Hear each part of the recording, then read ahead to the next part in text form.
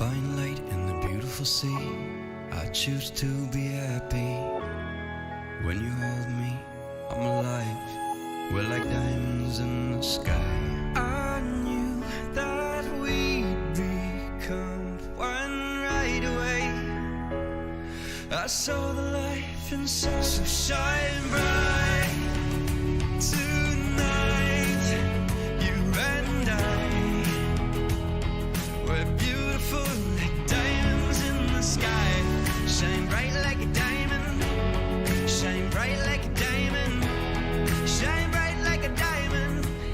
Shine bright like a diamond. Shine bright like a diamond.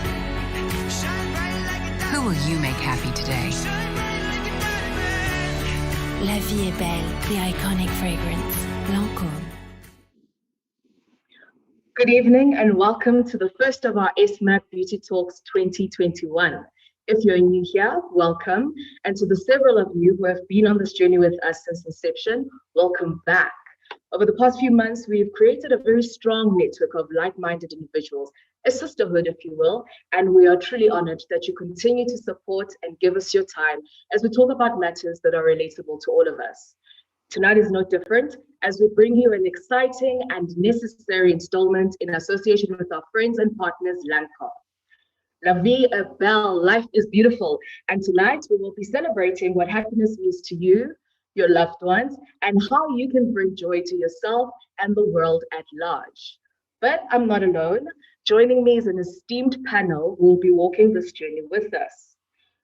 As always, I'm joined by everybody's favorite beauty editor, Nokubonga Thusi. Nox, as we call her, is the beauty editor on S Mag and the group at large. We also have makeup artist and trainer David Sharp. David has been with Lancome for about 2 decades now, so we really are in good hands. And finally, we have humanitarian and businesswoman Carol Bouwer. Carol almost needs no introduction. She's not only a businesswoman and a television producer, but she's also a fearless leader whose accolades are innumerable. Welcome, everybody. So this month is Happiness Month, with Happiness Day officially marked as 20 March. So with Lancme having happiness at the core of their DNA, we couldn't have thought of a better partner for tonight's occasion. So David, if I can start with you, tell us more about the happiness messaging and why it's core to Lancme. So to begin with, if you look at Lancome, immediately you know it is the happiness brand. It is definitely the heart of Lancome's actual DNA, based on the fact celebrating its core values, which basically is happiness. So everything we do with the brand is we instill happiness throughout, from the time that you experience the actual product, from the time that you walk into a Lancome boutique or an environment in a store. You are immediately filled with a sense of happiness, right through down to our beauty advisors. So that's basically, in a nutshell, the happiness journey that we're on. Okay. Thank you for that. And Carol, if I can come to you, why is the relationship with Lancome so important, given that this is all about happiness? For me, Lancome represents happiness even before I knew that that was part of their tagline. I think what's been important for me in the journey with Lancome is the happiness that we've been able to spread through the workshops that we've done over the years, through the African Odyssey, and also just going into different communities and trying to uplift communities and do work that is away from beauty, that is away from the physical, but really just going into the spiritual and working with people to let them find what their version of happiness is. And I think what's also been really critical for me to look at is, yes, we will always have life challenges. I think that life will always throw, curveballs, even when you are at the height of your happiness. It's understanding that, life is a cycle. When you're in the dip, you have to begin to look forward to that moment where happiness shall return. And when you are riding the crest of the wave and joy is something that you believe defines you at that time, remember that you will have moments where you will have to dig deep to find things that that give you joy, things that allow you to spread happiness and not infect others with the spirit of what you're feeling at that time. So happiness for me with Lancome, it's about our responsibility towards others, but also our responsibility to self. Mm. Yeah, I love that. I think what you've said is really important. But I think at the same time, we can't ignore that the past year has been quite a tough year for a lot of us. Knox, if I can jump to you, what would you say has been your biggest challenge in the past year? Sure. I think the past year, the biggest challenge was definitely trying to figure out what the new normal is. I mean, people throw around the new normal, and no one actually knows exactly what that is.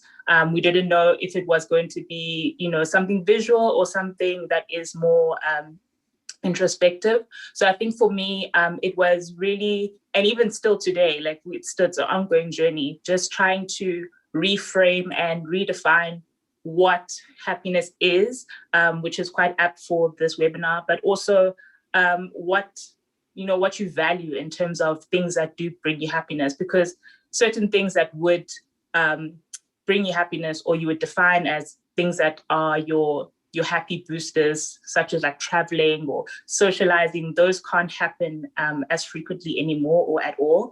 So it's now looking inwardly and trying to figure out exactly what do I have within my own arsenal that can now recreate that happiness that I've been so used to getting from outside.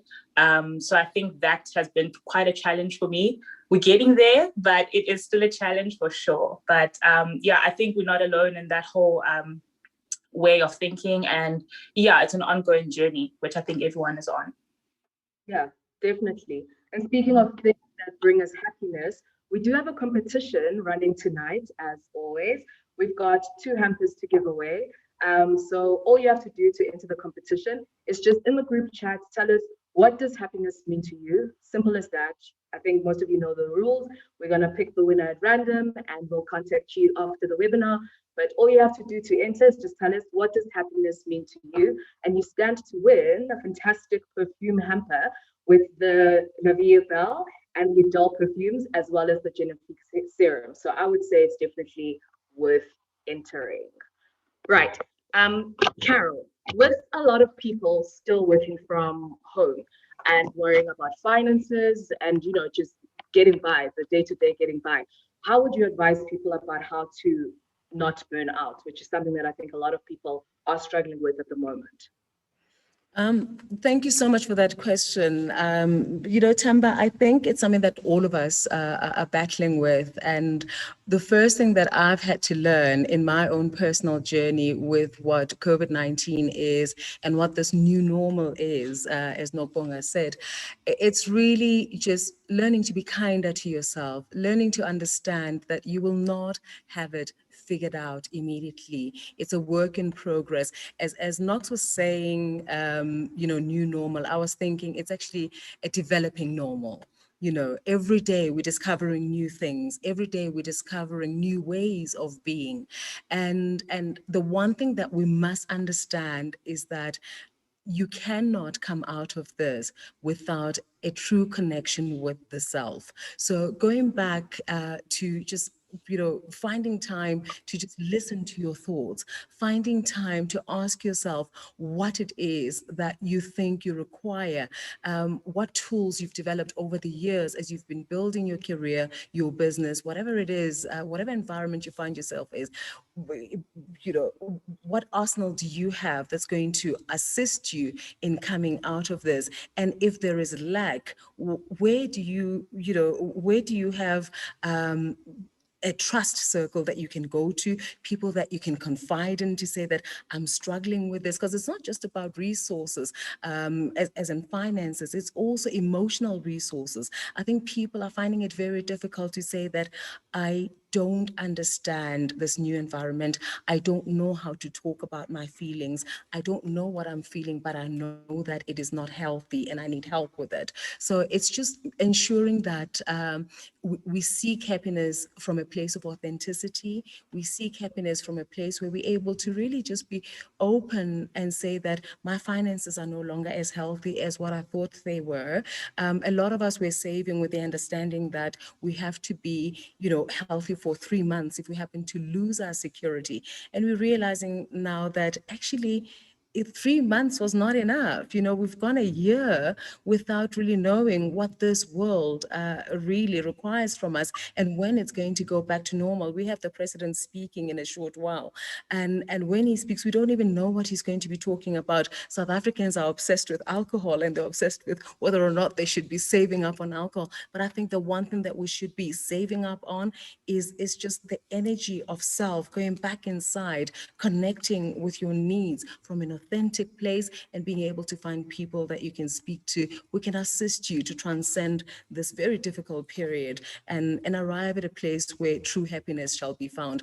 The normal that we had was not healthy. So hopefully the one that we go back to is one that will be healthier for everybody as a collective. Yeah. So I'm struggling with it too. I guess that's what I'm saying. But as I'm struggling with it, I'm trying to figure it out with everybody.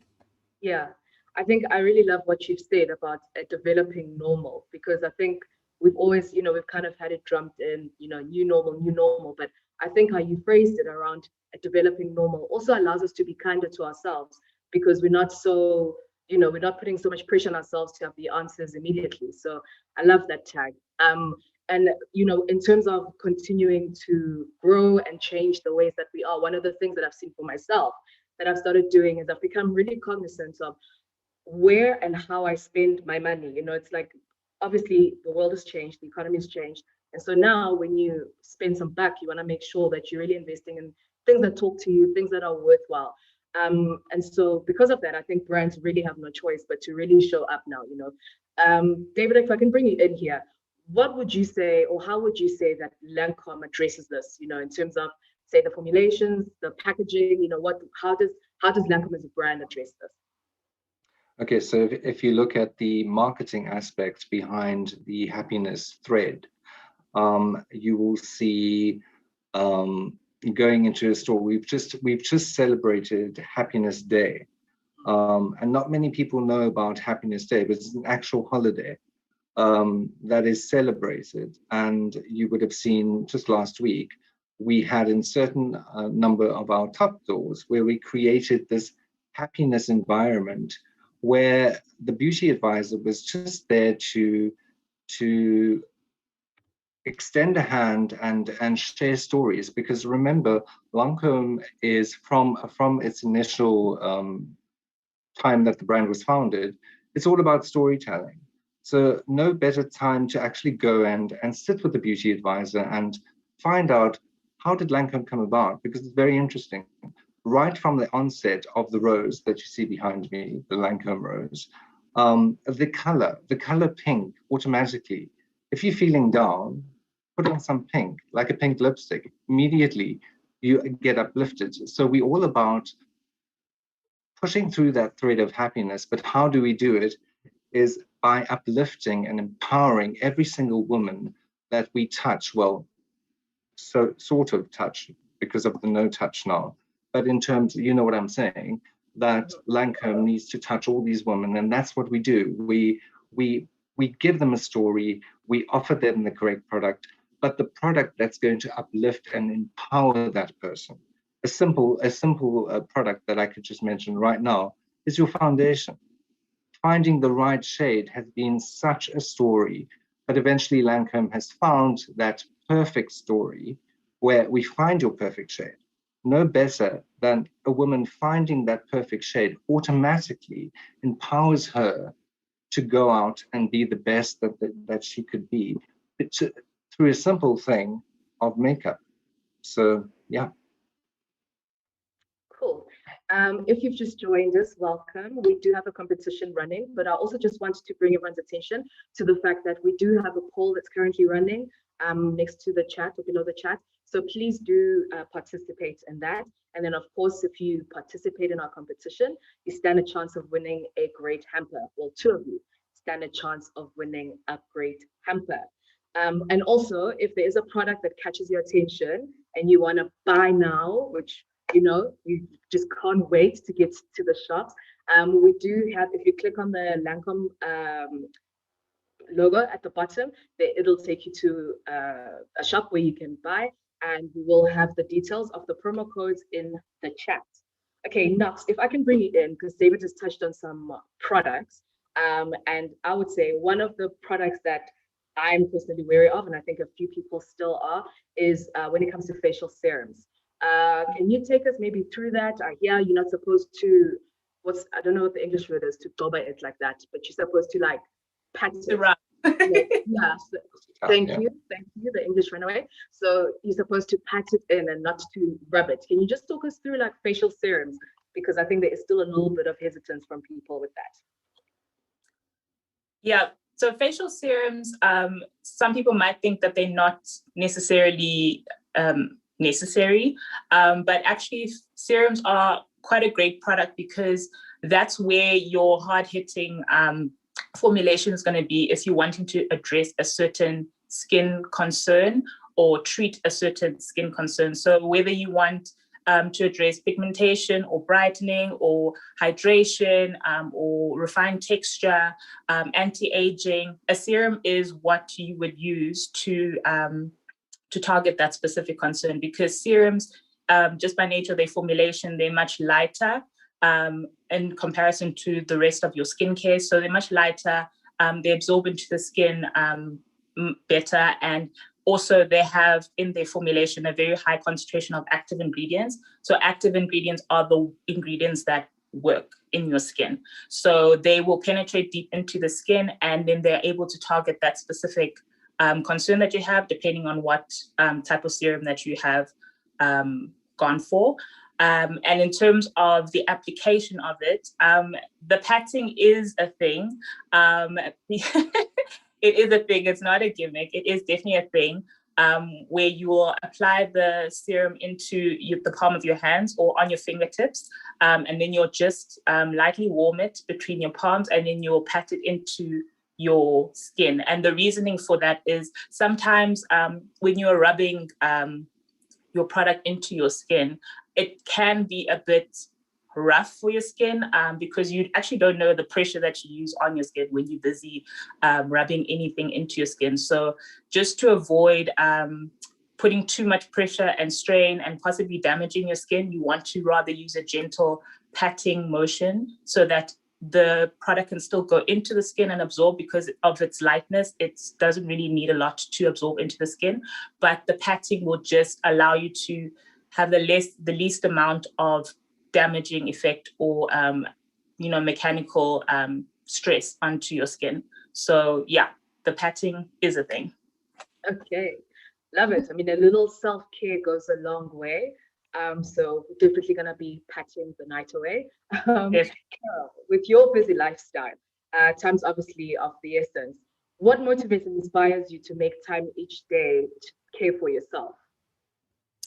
So one of the things I've had to learn, and I'm sure you know, Thembi, that you've got to schedule time to be with yourself. It's very difficult when you're juggling, family, friends, business, and all other demands on your time. I've learned that, time alone, time away from all the noises that, consume our time. And one of the things that I realized also was that I was getting addicted to social media, and I thought that was time alone, and it wasn't time alone, it was time with people I didn't even know for the longest time. So I think the most important thing that I've had to learn to do for myself is to say that I give a lot of my time to others, and when I'm present with somebody, I pay attention. I try to be fully there, not a little bit with them. So it is actually quite sad that I hadn't learned earlier on to do that for myself.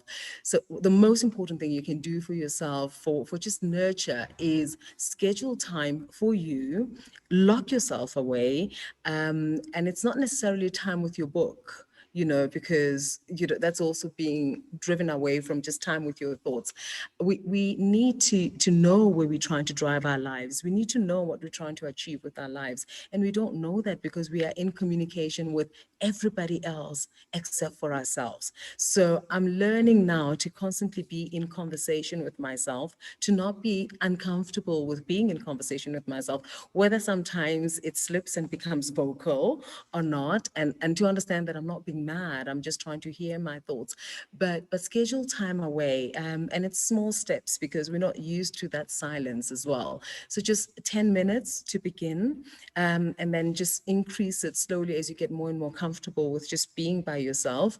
And for me at the moment, it's just that 30 minutes every day that is just, between Carol and Carol, just she getting to know what she requires, where she's failing, where she could have improvements, where she thinks she's doing very well, and how that needs to be escalated.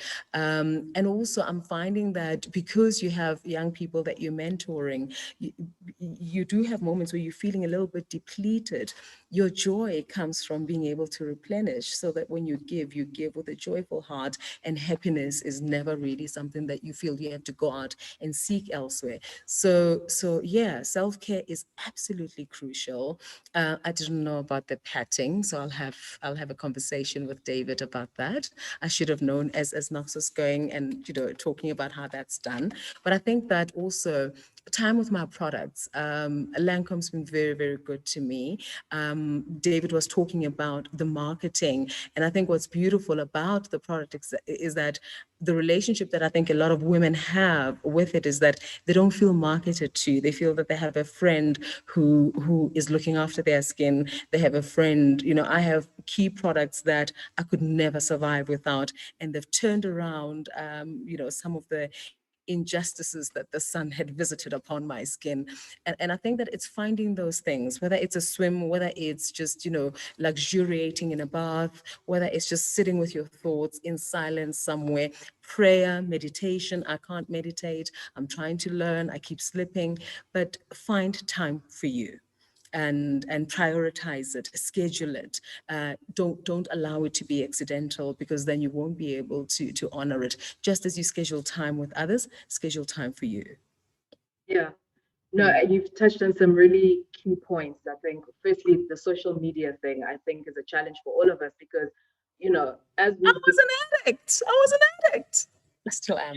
As we become more insular, you don't have the distractions of the outside world, as Knox was saying earlier. So it's very easy to end up here all the time.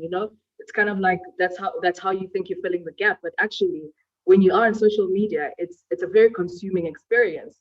You're seeing a lot of what you're taking in a lot of what everyone else is putting out. So I think that's a very important point that you raised around that, and then also the idea around alone time, I think, as well. It's something that, again, when we in a normal world, a busy world, it's very easy to fill the holes with things, whether it's friends, social media, going out for drinks after work, etc. But to actually have alone time is not something that I think a lot of us were doing before the pandemic. And so, like, for myself now, what I try and do is I try and have one of my meals, preferably like breakfast, where I just do it in silence and try and think of 3 things that I'm grateful for. So even though meditation can be difficult, because I agree with you, it's not an easy skill to master, especially when you've got a bit of a busy mind. But even if you just keep, give a moment to yourself, I think that in itself is a form of meditation. And then the last thing that I wanted to say is that also, I think a lot of us suffer from feeling like when we're doing nothing, we're wasting time. But I think that the pandemic has helped us realize that actually it's okay to not do anything. It's okay to just sleep if you want to sleep, to sit around and look at the sky if that's what you feel like doing. So I think you raised some really important points there. But let me not hog the panel. Just a reminder to everyone who's joined us, you can send questions through. So please send questions through that you have around happiness. Carol spoke about mentorship. Maybe there's some questions around that. Product, obviously, we've got David with his wealth of knowledge, and then Knox, who you're used to if you want to learn other things. So please feel free to send us more information. But Nox, whilst I've got you on in my mind, let's talk about trends for a bit. Obviously, with the upsurge and the search for happiness and people looking inward or looking to different things in terms of how to be happy, how would you say that has shaped the beauty trends for 2021? I think that in terms of beauty trends, I think beauty has been affected quite the most by the pandemic for some reason. Some in my mind, I feel like beauty is a person that's gone through these emotions that are manifesting in this year. But it's very interesting in beauty right now how the effects of the pandemic have really seeped into makeup artists' creativity and what you're seeing on the runways. There's definitely trends that are calling for people to feel more empowered. So with things like the black smoky eye that's coming back, you see all over, that's very reminiscent of like a 1920s, prohibition type of feeling where, that had people coming out of pandemics and coming out of recessions and all of that and Great Depression. And trends that you would have never seen. A lot of nostalgia is coming into the trends that we're seeing. The mullet is back. Trends from the 90s are coming back. So it's definitely, there is definitely a looking back and a very retrospective view in terms of beauty trends, but there's also like a forward thinking as well. A lot of creativity, a lot of trends that are pushing the boundaries in terms of what you can do, and there's really not any limitations anymore. If you want to wear a green liner with a red lip, everyone's like, that's fine. That's okay, because that's your way of expression. And I love the fact that trends are really reflecting that self-expression and just all that bottled up energy that everyone's had the past year, which is coming out and manifesting into these really beautiful and exciting trends that, anybody can just put on. If you're having a really bad day, just put on, a black liner and smoke it out and be grungy the whole day and feel empowered, or put on a lip, or cut your hair. Anything goes at this moment, which is really exciting. Anything goes really. And I just really love that freedom that, the past year has really given beauty. It's trying to be less restrictive and trying to be less exclusive and really just bring all walks of life in, and whatever your experience is that you've had in the past year, bring it to the table and wear it on your face and your hair, whatever you want to do. And it's all acceptable and it's all love. Yeah. If I may, Thembalethu, without being a trend forecaster, I quite agree with what Nox is saying, because what I'm seeing is that the kindness that has emanated from the isolation and seeking to be together has translated also into how beauty is consumed. I think people are more accepting of how we define our beauty. So our beauty at the moment is self-defined. If you want to come out and you've got your afro and you've got straws coming out of the afro, and that's your expression of your creativity, nobody's going to question you about it. People are actually going to be looking at what for them is beauty in how you're expressing your beauty. There was a time where, particularly Black women, where it was so divisive, our conversation about real hair, non-hair, ethnic hair. And I think we've moved away from that, where we accept that we are finding different ways of expressing ourselves in terms of beauty, and we've come out of a very, very difficult period. If the greatest form of conversation you're going to be having with me is going to be around how I look, then I think you're not somebody that I should be in conversation with, because quite frankly, there are so many more pressing things. People are experiencing hunger, people are experiencing despair, people are experiencing depression emanating, from isolation. So what I love about what we're doing now is that you're finding ways to use products to spread happiness, to spread hope, to spread joy, and just give people hope to say that tomorrow is going to be a better day. And I think that we're coming out of a difficult period. And if I come out in my shorts and I've got my cellulite showing, I'm finding that nobody is criticizing me. I may even just return to the beach. So yeah, I agree with you, Nokubonga. Yeah. Staying away from the beach for a while. And I think also the other thing that you've touched on is around representation. I think the beauty industry for a long time was not really very representative. There was definitely a lack in as far as attending or addressing Black women's beauty concerns. And so it's very encouraging and very positive to see now how more and more brands have been challenged enough and are also just doing their bit in as far as trying to make sure that they are catering for different markets. And David, this is perhaps a good time to bring you in and as far as speaking about the very wide range of foundations that Lancome does have. Obviously, being comfortable in one's skin and going for the natural look is something that a lot of us, I would say, have kind of gone for now as we have toned down, we're going out less. But for days when we are looking for a cover up, what can you tell us about the range that's available, and also maybe just some tips in as far as application and finding the right shade? Okay, great. So I think you all would agree with me, and I think the audience that are watching, how difficult it was to find the right shade of foundation, specifically for a Black skin. And if we talk non-Black skin, it would be the same story.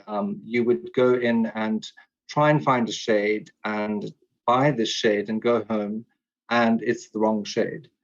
But specifically, when Lancome launched their 40 shades of foundation, we still had a gap when it came to Black skin.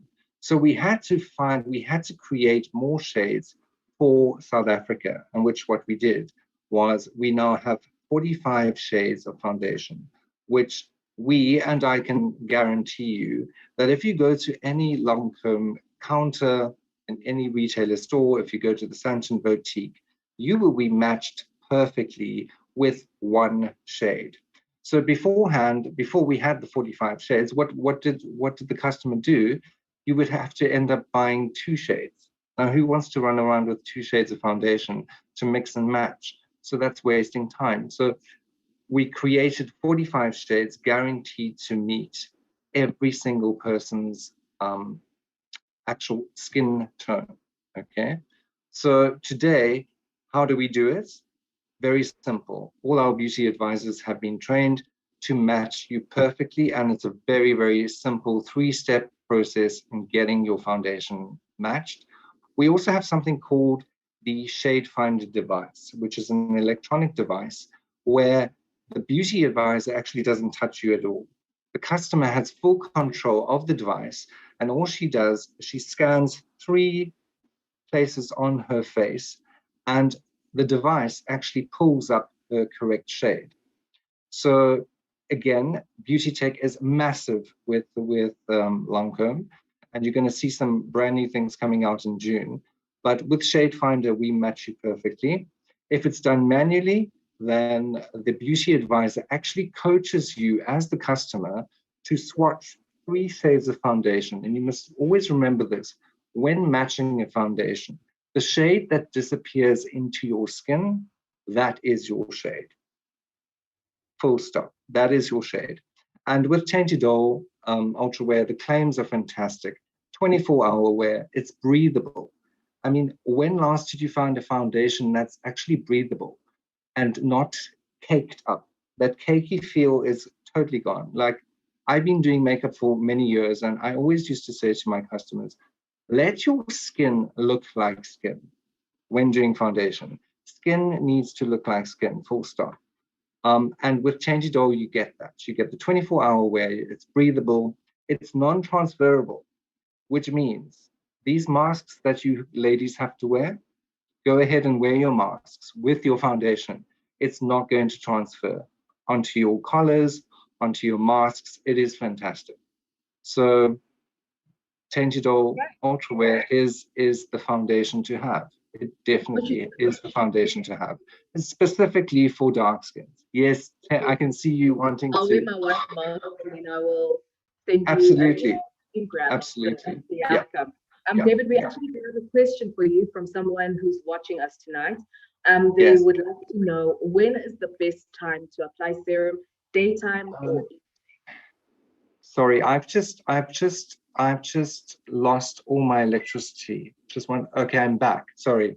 Okay. Sorry, Well, I had a power cut. I had an absolute power cut. Aha. It happens. So That I'm was a so big sorry. match, everyone. The magic trick. David disappeared. Yes. I'm back.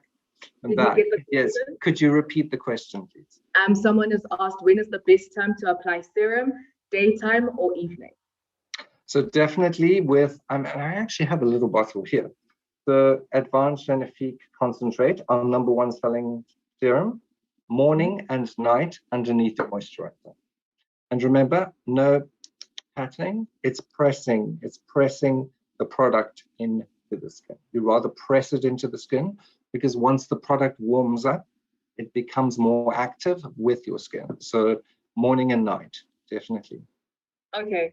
And speaking of Genifique, I was reading up a bit on it, and I saw how it's about healthy gut, healthy skin, and also something called skin microbiome. Can you maybe unpack that a little bit for us? Because when people come across these big terms, it gets a bit daunting. So can you unpack that for us? What does that actually mean? Okay. So Advanced Genifique has been around for a number of years, and 2 years ago we renovated the product because we wanted more from the product. So we worked on the skin's microbiome. So every single person is born with a skin microbiome, which actually comes from your mother. So your mother's genes you inherit, okay, on your skin microbiome. So when we talk about a skin microbiome, it's made up of good and bad bacteria. So we've all heard of good and bad bacteria, but is it good for the skin? So the answer is yes. So good and bacteria need to work together in order to create a healthy skin microbiome. So if you've got a healthy skin microbiome working on your actual skin, you're going to have a healthier skin. So if you have an imbalance in your skin microbiome, that is when you're going to see that the skin is unhealthy, it's dull, it's dehydrated. The minute you've got that healthy balance, that's when you know that the microbiome is actually healthy. So what they did with Genifique is they put into the actual ingredient a probiotic. So we all know what a probiotic is. When you go to the doctor recommends a probiotic for you, okay? So what feeds a probiotic is a prebiotic. So they instilled a prebiotic and a probiotic into the actual formula. And these two probiotics, pre and pro, actually aid in balancing the skin's microbiome, which means a healthier, hydrated skin. Okay. And Knox, whilst we're getting some questions around skin concerns, and one of the things that I know that you've spoken about a lot or written about a lot as well is around how to combat the effects of wearing a mask all day. So mask means a thing. Knox, what would you say with regards to that? Maskne is a thing, definitely. And what is quite important with when you are wearing your mask is to make sure that your skincare is kept up to standard. A lot of people will maybe not think that it's important to do so, or because my face is covered up, then I don't necessarily have to worry about that. But when you're wearing a mask, it's you build up a lot of sweat. It gets quite warm in there, and it is a breeding ground for acne and breakouts. And also your skin is not necessarily breathing if you don't have a mask that has a fabric that is breathable.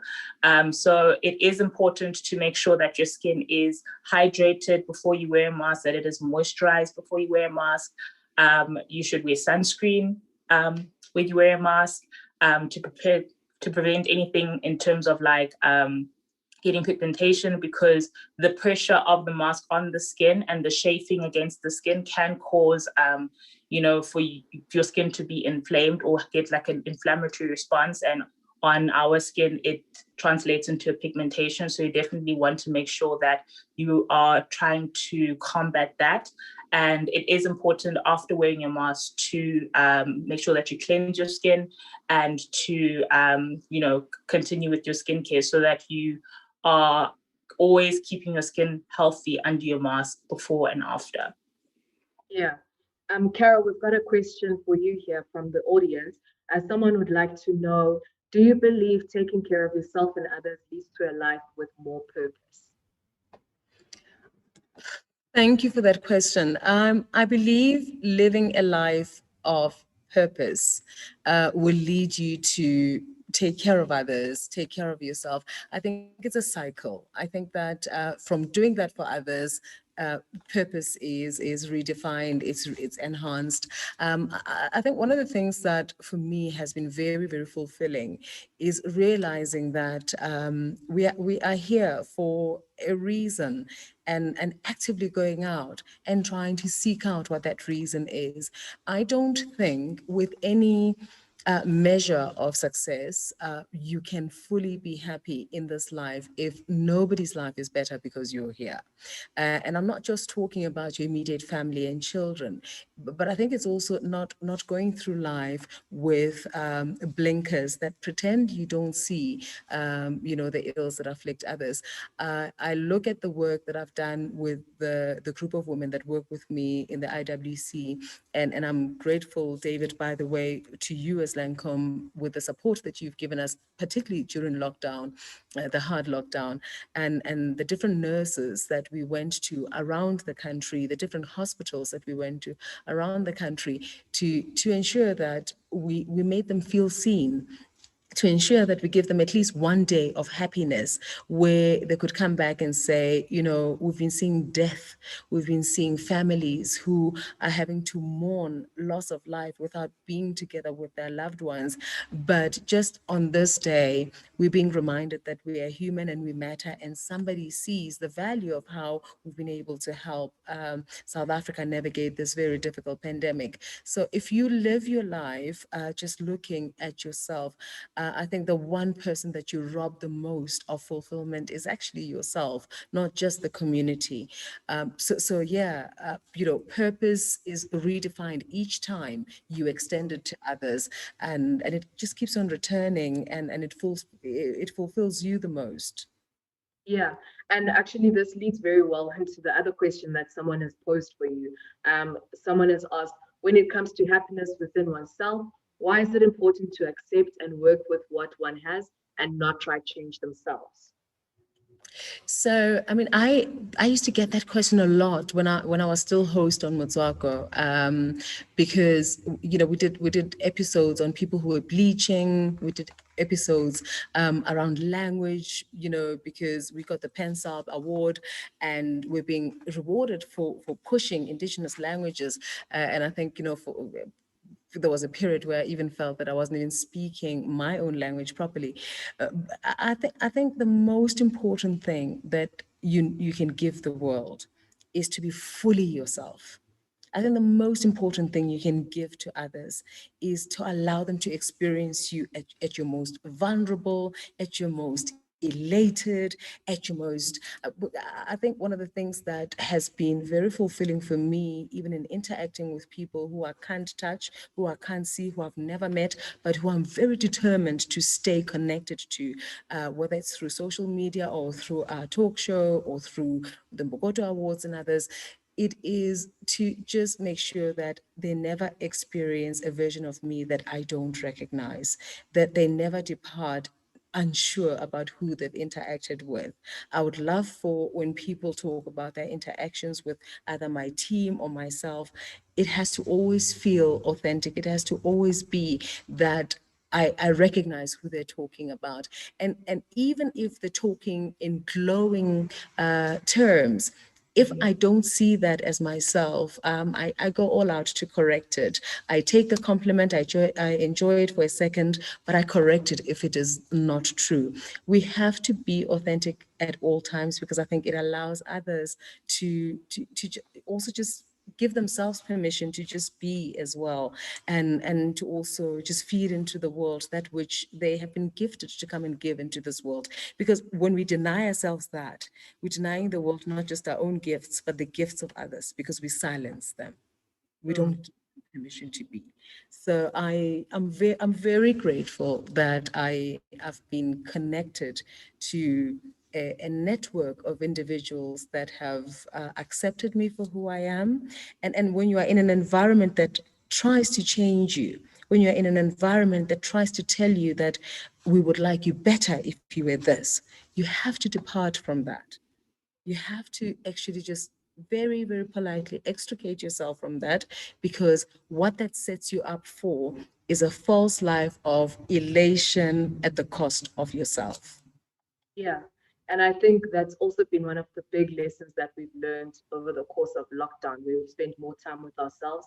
I think really understanding yourself and being true to yourself and who you are has also been one of the big lessons that I've certainly found. And I think a lot of my friends, when we've been chatting, have also found. Knox, we've got a question for you, and a funny question. Someone would like to know what happens when you apply foundation that has expired? Oh, don't do it. Yeah, because I think a lot of us are guilty of keeping makeup for longer than we should. So Yeah. just talk us through that.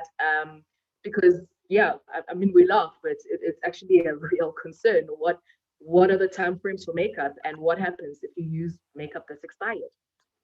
Yeah, I would not suggest using expired makeup at any point in time, a foundation especially, because that can be just a breeding ground for skincare problems. Whenever you see your foundation, maybe if it's like an oil, it's got a foundation's got an oil in it, and it's maybe split when you start seeing the actual formula split, or your foundation has like a weird a bad odor to it, or a funny smell to it, you should just get rid of that foundation immediately. It's just not healthy for your skin to apply an expired foundation. And yeah, you could end up having, clogged pores. You could end up having, breakouts or acne and things like that. And actually quite a good way to tell what your time frame is for your makeup. If you look on your actual makeup packaging, I don't know if I can maybe check here. So if you look at the back of your packaging, you'll see there's like a little tub at the bottom with an M on it. And it's a guideline as to how long you should keep that specific product. So this one says 12M. So they'll vary from like 12M, 18M, 14. So it will basically a guideline as to how long you should keep that product. Obviously, because people say, oh, but now I spent so much money on this product, now I must just throw it away after a year. I would say just keep it as a guideline. If it's still fine, I think it does give you a little bit of leeway, that 12M, but definitely do not use it if it smells funny or looks funny. If it looks bad, it probably is bad, basically. Okay, fair enough. And whilst I've just got you talking about foundations, David earlier was talking about shade matching, etc. But one thing that I want to find out is when it comes to undertones, people speak about undertones. I don't know exactly what that means. Would you be able to just give us like a quick rundown of how does one know what the undertone is? How do you check that?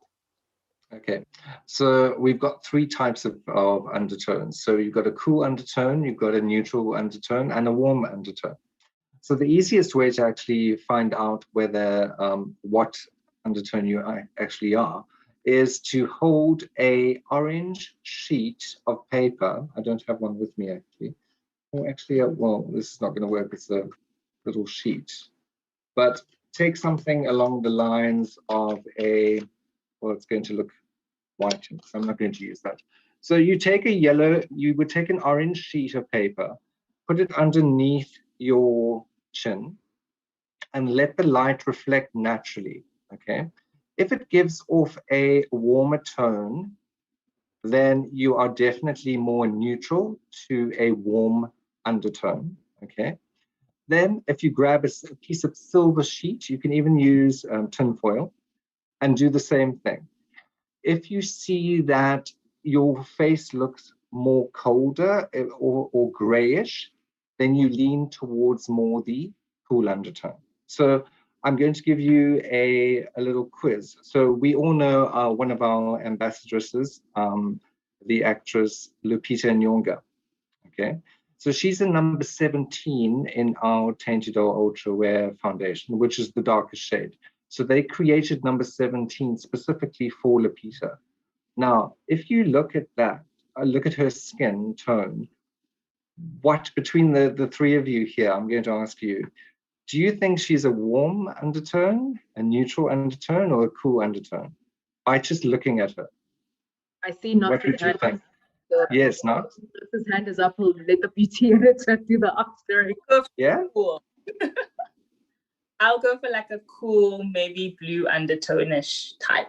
Correct, correct. So she's more of a cool undertone. So if you would look at Lupita and you didn't know about undertones, everyone would say, but no, she's a warm undertone, or she's a neutral, because she's that dark, because she tends to lean towards more of a brick shade in terms of more red in her foundation. And that's actually false. She's actually got more blue concentrate in her foundation color. So she's a cool. So yeah, but if you go to the Lancome counter, when you're doing the actual shade finding experience in finding your correct shade, the beauty, I'm so used to saying BA, the beauty advisor will actually tell you before we actually match your shade, let's find out your undertone. And the device actually picks up your undertone immediately. And then we can steer you, okay, so are you more a cool undertone? Then the shades will be obviously according to the cool undertone, a neutral undertone, and a warm undertone. It's very important that you know your undertone. And the falseness of everybody saying, oh, well, I'm cool. It's like saying I've got sensitive skin. No, I'm a cool undertone because I'm fair, so I'm cool undertone. No, I'm warm because I'm dark, so that's false. Okay. So, yeah. Carol, I see you look at Yeah, I'm just wondering if this is a harder exercise to do for us here in South Africa, because one person, sometimes has like multiple, we're yellower here and then darker, whereas a Lupita is easy because she's got this beautiful skin that is like one shade throughout. But South Africans usually have like 3 different tones on their faces. Mm-hmm. Mm-hmm. And that is why we always match the side of the jawline. Because remember, your forehead, everyone's forehead is always going to be slightly darker up to a certain point. So up to here. Mm-hmm. So that's why also when applying, and Knox will agree with me, when applying your foundation, never apply your foundation from your hairline downwards. Always apply it to the midway to the forehead. And then what you're going to do is you're going to literally graduate the color into the hairline. So that's with different shade tones. Yeah. You learn every day. Yeah, that's very, very interesting. There's a lot of knowledge there that I certainly didn't know. Now I know we were talking about foundations, and some of us are a little bit lazier when it comes to wearing makeup or a full face of makeup. But one thing that I have started doing, because I really like lipsticks. So even when I'm just walking around at home, and I think Knox mentioned it earlier, that if you want to just rock out your eyes in the middle of the day, you should do it. So every now and then I just decide I'm going to rock out a lipstick, because we hardly get a chance to show off our lipsticks now. But I was actually thinking today when I was putting on my lipsticks, I've got a bit of a matte one on. Is there such a thing as like lip prep, Knox? Like, how you prep your skin for makeup? Is there such a thing as lip prep? There definitely is such a thing as lip prep. Especially if you're wearing a matte lipstick, you definitely want to make sure that your lips are prepped, so that color sits beautifully on your lips. You want to make sure that your lips are not dry. So if you have any dryness or your lips are chapped, maybe, you want to then just use either a lip exfoliator, or you can make a lip exfoliator, something as simple as maybe like a coconut oil and some brown sugar, and just rub it onto your lips. Is something that you can do easily at home, and then just wipe it off. And then you want to make sure that you moisturize your lips as well. So always apply like a lip balm before, and just let it sit on the skin. Let it sit on the lips before you apply your lipstick. Don't put a lip balm on and then put your lipstick immediately after. You want to just let it sink into the lips, make sure that it hydrates and that it's not sitting on top, otherwise your lip color will slide. And then apply your lipstick on, and it should apply very beautifully, because especially with matte lipsticks, if you don't do that, then it will end up cracking throughout the day, and you won't have that beautiful solid color that you started off with. So definitely do that, and yeah, your lip color should be perfectly fine the whole day. Okay. And Carol, if I can come to you, what are some of your self-care habits, maybe beauty habits that you want to share with us for that ever-lasting youthful radiance?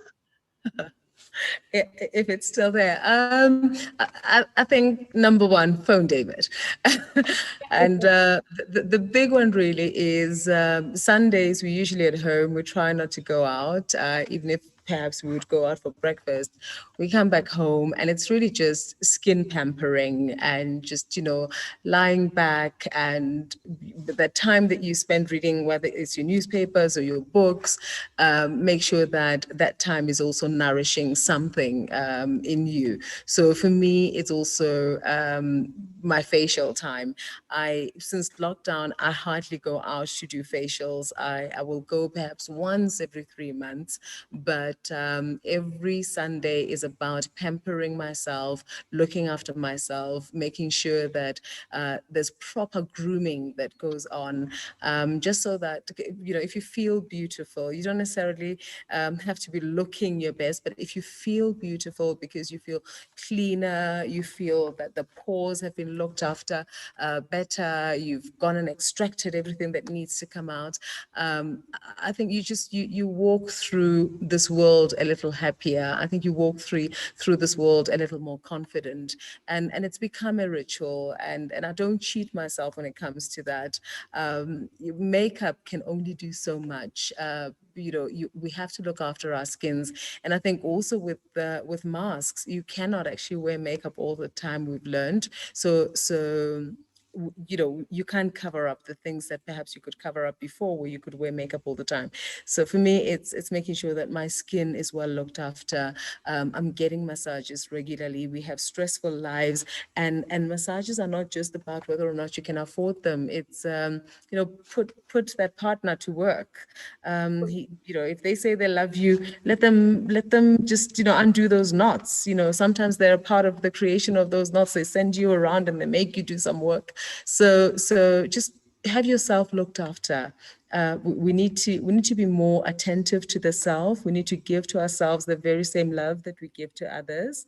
And I think women in particular, how much we're just so available to the rest of the world. We're so available to everybody. We're so nurturing and loving, yet we're so neglectful when it comes to ourselves. So I think prioritize yourself, because you're not saving anybody if you are in shambles. Yeah.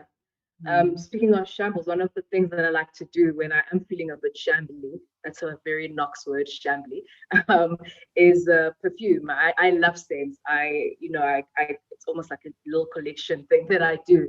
And one that I've recently been introduced to, David, is the La Vie Belle, because I'm usually more of a musky girl, as Knox will attest, but this scent really surprised me. It's so happy, for lack of a better word. What is the secret? Why is it such a top seller? What are these magic ingredients that just make you feel like, yeah, I'm actually wearing it now? It's got such a nice floral and happy energy about it. What is the secret? The secret, well, I can tell you that it is definitely the fragrance of happiness. Carol, do you mind picking up that bottle again and just pulling it to your screen? So if you look at the actual bottle, it symbolizes actually a smile. So if you look at the indentation of the actual bottle, that is the happiness bottle. So there's your smile. But it was launched in 2012, the original EDP. And it was the first tasty iris. Okay, so it contains iris as your top note. We've got orange blossom and we've got jasmine in this fragrance. I can tell you this, ladies, and to all the ladies that are watching, if you have not tried this, it is an addictive fragrance. It's got the longevity that you need. It's a fragrance that you can wear from day into night without having to re-spritz yourself with the actual fragrance. And I think that La Vie est Belle literally symbolizes beauty. We created this fragrance as a vision of actual happiness. It is an absolutely beautiful fragrance. And I'd really like to know who actually hasn't even smelt the fragrance, because you need to get onto that link and just go and purchase yourself a bottle of La Vie est Belle. You will not be But David, I think before we even talk about who hasn't smelt it, has it not been number one in Europe for how many years? for about 4 years now. Yeah, number one Yes. bestseller. So obviously someone knows something. The minute you spray the fragrance, I think it's like, you must remember that fragrance evokes emotion. And obviously I don't wear it. I wish I could. But once we did a bit of a research in terms of when a woman sprays the fragrance, what do you feel? Or how do you want to feel? So if you're feeling down, you spritz a fragrance and immediately either it brings back a memory, or it lifts you up. But La Vie est Belle does that. And that comes from the actual iris ingredient. It's just a very uplifting fragrance. It's a definite go-to in terms of the happiness. It is the staple happiness fragrance. Yeah, definitely. I definitely agree with you after trying some on. But unfortunately, we've actually run out of time. I absolutely cannot believe it. I'm sorry for those whose questions we didn't get a chance to answer. We'll do our best to see if we can get those answered for you. And thank you very much to our panel that joined me today. It went so quickly. All the joy in the room just filled the hour up. A big thank you as well to our partners, Lancome, who continue to spread the message of happiness. And of course, to everyone who's joined us, thank you for your time. We appreciate you joining us. May you go forth and conquer. And until next time, salani kahle and good night.